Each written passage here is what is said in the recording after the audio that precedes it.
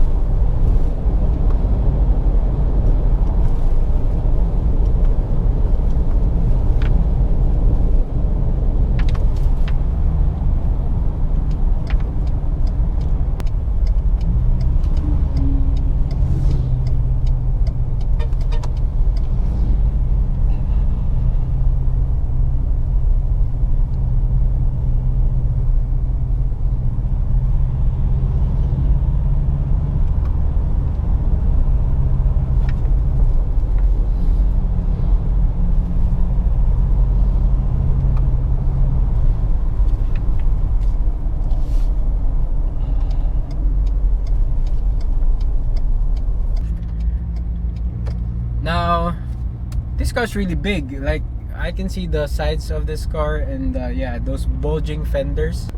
Now let's talk about the body of this car, because this is a Ford Ranger basically, and it's widened.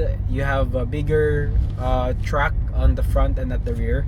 We also have bulging fenders at the front and the rear, and this car is a little bit wider than the standard Ranger. And it's actually, yeah, the problem is when you park this car in regular parking lots, it's a tight fit. But once you're driving it, you don't feel it. It's really big. It's just the same space as the Ford Ranger or the Ford Ranger before it. Now it's all the same. It's just that you have a bulging fender. So I mean, it's okay. Just be careful when you park this car on, on shopping malls, you know.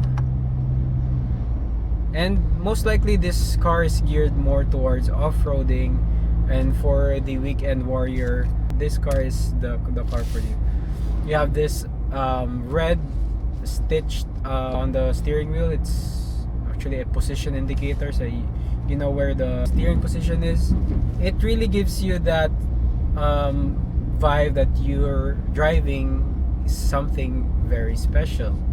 But I mean, yeah, it's really nice. I like this car. I mean, although it's not totally different from the Ranger that I own, but the performance as well as the suspension is a lot better in this car, in my opinion. It's really good. So if you guys are thinking of buying the Ford Ranger Raptor, consider that it's a little bit bigger, wider. But the plus side about this car impresses me. It's really nice to drive. I mean, it has a soft suspension. You don't have those jitters at the back when you hit some potholes. It really absorbs the bump very well. And to mention, we also have rev matching for this car. So once you go down the gear, it auto rev matches it. So you're in the sweet spot. You click down 2 gears. It has that very nice feature. I wish that all of the cars have rev matching feature, but you know, that's what it is. And to mention also, the brakes are pretty good. They have a gradual fit. The bite is very good. And yeah, I like this car. If you're interested to know about the Ford Ranger Raptor, please visit FORD Pampanga, and contact numbers will be listed below the description. Special thanks to Laos Auto Group for making this video possible. And as always guys, hit like as well subscribe to view my future videos in this channel. So once again guys, my name is Adrian, and you are watching Motorista Adventures, and I'll see you guys on the next video.